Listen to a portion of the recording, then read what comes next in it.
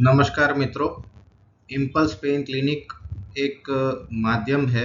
ये एक public awareness initiate लिया है हमने।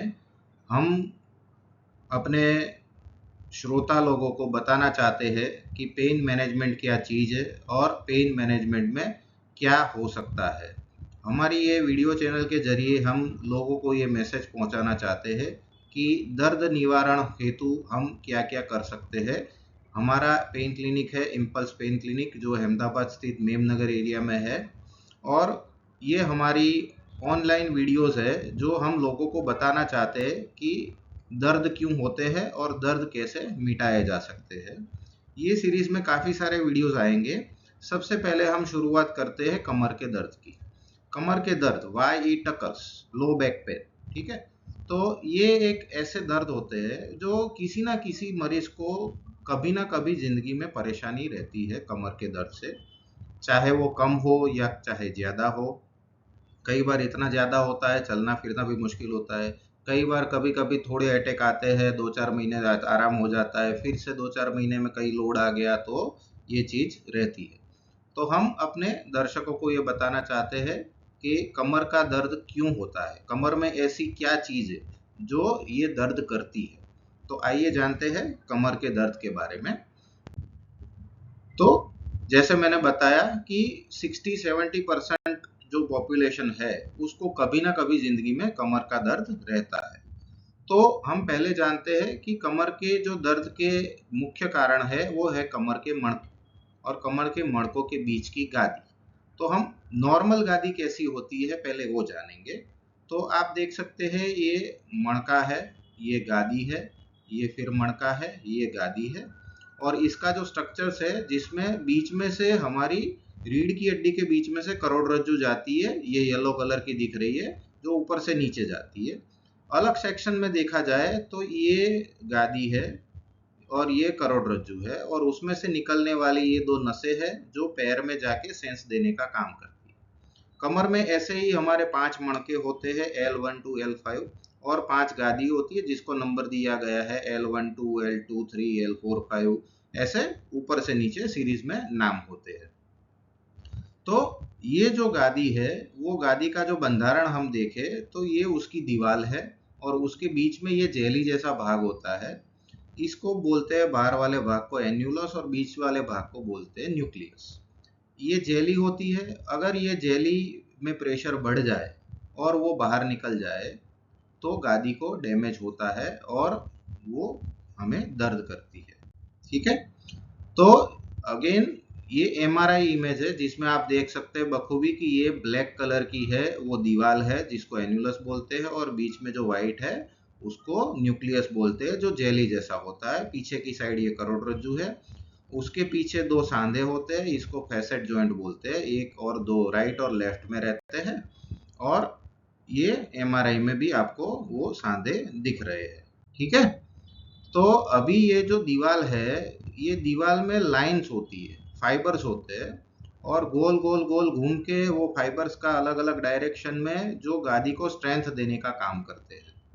सेम दीवार आप अलग सेक्शन में देखें तो ये 15 से 20 लेयर्स होते हैं दीवार में जो ये जेली को प्रोटेक्शन देने का काम करते हैं। अब ये पूरी की पूरी जो गादी है वो गादी सॉफ्ट होती है और वो लोड लेने का काम करती है। मतलब हमारा जो कोई भी वजन उठाने का या लंबे समय खड़े रहने का, बेंड करने का जो भी काम होता है उसमें ये गादी में प्रेशर बढ़ता है। जैसे व्हीकल में जंपर होते हैं ताकि हमें झटके ना लगे, वैसे ही ये हर एक मणके के बीच में गादी होती है ताकि वो हमारा जो लोड लेने का काम है वो खुद बेयर करती है। ठीक है, और ये एमआरआई की इमेज है जिसमें आप देख सकते हो ये गदी है अलग अलग लेवल की। ठीक है, L1 2 3 2 2 3 3 4 4 5 5S1 ये सब गादी है और ये मणके है। ठीक है, और पीछे से ये करोड़रज्जु जाती दिख रही है ब्लैक कलर की ऊपर से नीचे तक। ठीक है, सेम ये गादी है और पीछे ये दो सांधे हैं और बीच में करोड़रज्जु है। ठीक है, अभी ऐसा क्या होता है कि हमारी कमर दर्द करती है। तो पेन जनरेटर मतलब कि कमर में दर्द के कारण क्या क्या होते हैं।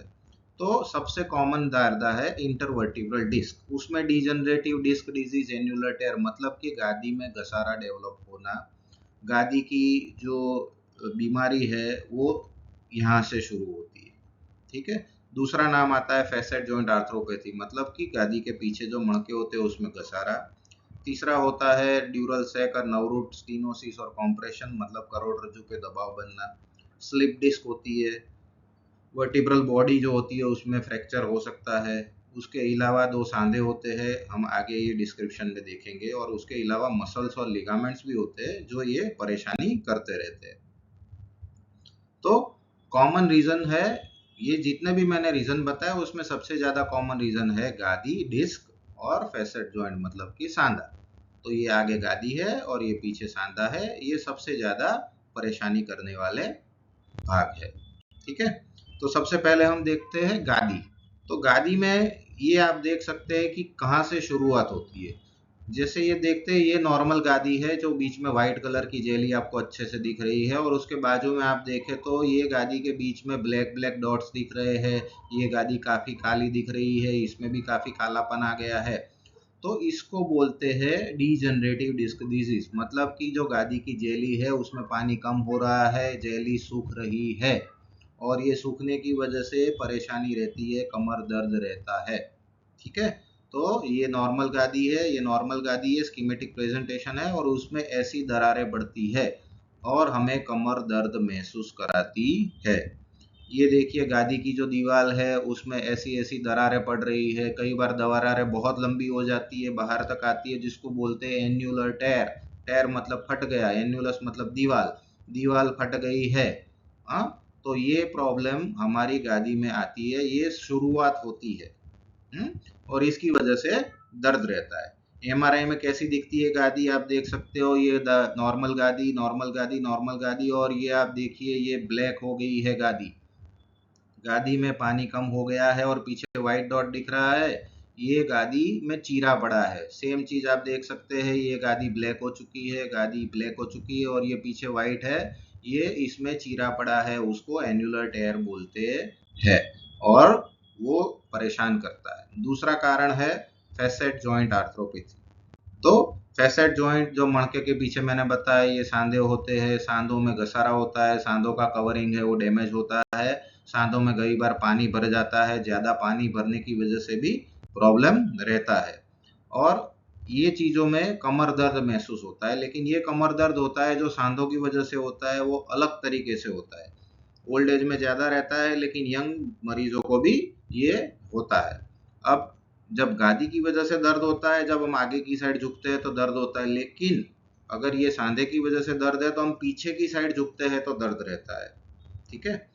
और रात को भी ये चीजें हमें परेशान करती है। जब आपको कई बार लेटते हैं रात को तो सीधा लेटने में दिक्कत आती है, क्योंकि ये सांधे दर्द करते हैं, करवट लेने में दिक्कत आती है। तो ये सब चीजें ऐसी होती है कि ये सांधों का दर्द है। और एक चीज क्लियर है कि अगर जब भी ये सांधे दर्द कर रहे हैं और गादी नहीं कर रही है तो एमआरआई बिल्कुल नॉर्मल दिखेगा।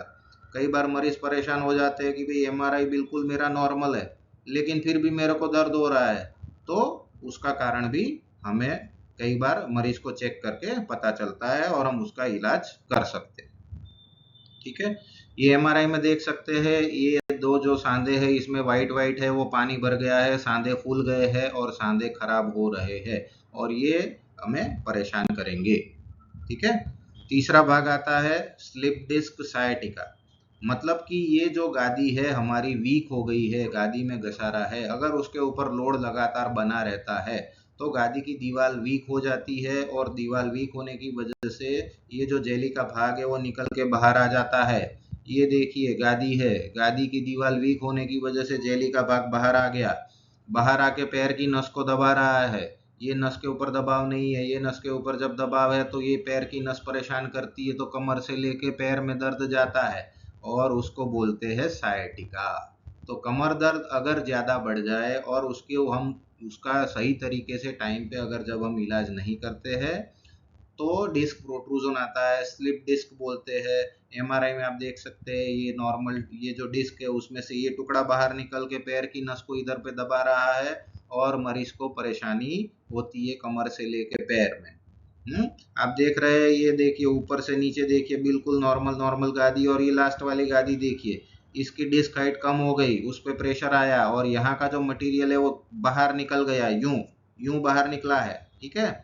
तो ये हमें परेशान करता है किस चीज में, कमर से लेके पैर में। सेम मरीज का दूसरा व्यू है जिसमें देख सकते हैं कि ये गादी है और इसमें से इतना बड़ा टुकड़ा बाहर निकल के बिल्कुल करोड़रज्जु को बिल्कुल दबाव बना के रखा हुआ है।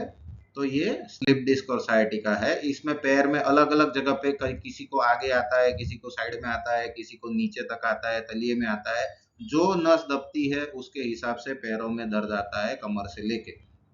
कई बार जब ये बहुत ही ज्यादा परेशान करता है तो रात को नींद नहीं आती है।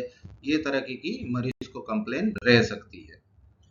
चौथा कारण है जो जनरली उम्र लायक व्यक्ति मतलब कि ओल्ड एज पीपल को रहता है, उसको बोलते हैं लंबर कैनाल स्टीनोसिस। मतलब कि जैसे आपने देखा कि ये गादी है, ये सांधे है, पीछे लिगामेंट है, ये सब चीजें हैं वो नॉर्मल है।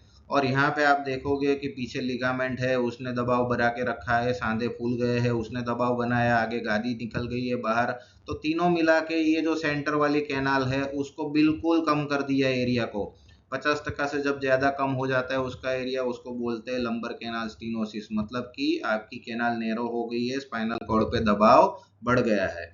ऐसे मरीज जनरली कैसे चलते हैं, वो आगे झुक के चलते हैं। ये देखिए, ये जब आगे झुकते हैं तब उन्हें थोड़ी परेशानी में रिलैक्स महसूस होता है। ये जब खड़े होते हैं पीछे की साइड झुकते हैं तो यहाँ दबाव बढ़ जाता है। तो उनका पोजीशन रहता है कि थोड़ा आगे झुक के चले ताकि उनकी ये कैनाल है वो कैनाल थोड़ी सी खुल जाए और उनको रिलीफ मिले, ठीक है। तो एमआरआई में आप देख सकते हैं कि यहाँ पे आप देखिए ये स्पाइनल कॉर्ड है, ये यहाँ तक ठीक है, और यहाँ देखिए बिल्कुल ब्लैक, टोटली ब्लैक ब्लॉक है, ये पूरा का पूरा यहाँ पे ब्लॉक बना हुआ है। इसमें आप देख सकते हैं कि ये थोड़ी सी जगह बची हुई है, वाइट है वो स्पाइनल कॉर्ड है, ये वाइट स्पाइनल कॉर्ड है। लेकिन इधर देखिए सेंटर में जो कैनाल है बिल्कुल दिख नहीं रही है, गादी सांधे लिगामेंट सब मिला के इसको बिल्कुल जीरो कैनाल कर चुके हैं। ऐसे मरीज भी आते हैं जिसको चलने में दिक्कत आती है, वो थोड़ा चल के रुक जाते हैं। कई बार कमर दर्द रहता है, कई बार कमर दर्द कम भी होता है, पैरों में दर्द होता है, कई बार पैरों में दर्द नहीं भी होता है। लेकिन एक चीज सबसे ज्यादा कॉमन है कि वो चल नहीं पाते हैं। थोड़ा चलने के बाद बिल्कुल रुक जाएंगे, 50 मीटर चलेंगे, 2 मिनट बैठेंगे, 3 मिनट बैठेंगे, फिर से 50 मीटर चलेंगे। हाँ, तो ये कंडीशन को हम क्लाउडिकेशंस बोलते हैं, ठीक है। दूसरे कारण भी होते हैं कमर के दर्द के, वो भी मैं बताना चाहूंगा। तो उसके जो कारण है उसमें जो है वो मणके की फ्रैक्चर, मतलब कि ओस्टियोपोरोसिस है, कैंसर है, किसी भी चीज से ये जो मणका होता है वो मणके के अंदर दरार पड़ जाती है, मणका दब जाता है। कॉमनली बोला जाता है मणका दब गया, तो उसको बोलते हैं वर्टिब्रल कॉम्प्रेशन फ्रैक्चर। मणके के अंदर सूजन आ जाती है और इसकी हाइट कम हो जाती है, ठीक है। कैंसर के मरीजों में भी ये पाया जाता है। दूसरा एक कारण है वो ज्यादा कॉमन नहीं है लेकिन फिर भी जानना जरूरी है कि ये जो पूरा मणका है उसके बाजू में दो हमारे पेल्विक बोन है। ये जो हड्डी है उसके बीच में ये बड़ा सा सांधा है जिसको बोलते हैं एसआई जॉइंट पेन, ठीक है। तो ये सैक्रोइलियाक जॉइंट है, वो भी कई बार दर्द करता है। और बाकी रहते हैं मसल्स। तो हमारे बॉडी को सपोर्ट करने के लिए, मणकों को और ये पेल्विक बोन को सपोर्ट करने के लिए काफी सारे मसल्स होते हैं। पेट के मसल्स होते हैं, पीछे मसल्स होते हैं। तो ये पैरास्पाइनल मसल्स है, इसमें भी कई बार दर्द रहता है, तो वो भी हमें कमर दर्द की तरह महसूस करता है।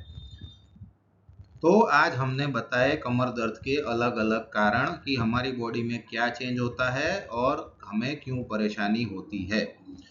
ये हमारी इम्पल्स पेन क्लिनिक की वीडियो की जो भी हमारी आपको इंफॉर्मेशन है वो चलती रहेगी। ये पार्ट 1 है। हमारे पार्ट 2 पार्ट 3 में अलग अलग गादी के प्रॉब्लम, जॉइंट के प्रॉब्लम, स्लिप डिस्क के प्रॉब्लम, वर्टिब्रो कॉम्प्रेशन के प्रॉब्लम, ये सब पे अलग अलग वीडियोस भी हम बना रहे हैं और हमारे मरीजों को इनकी जानकारी दे रहे हैं। तो हमारे साथ बने रहिए।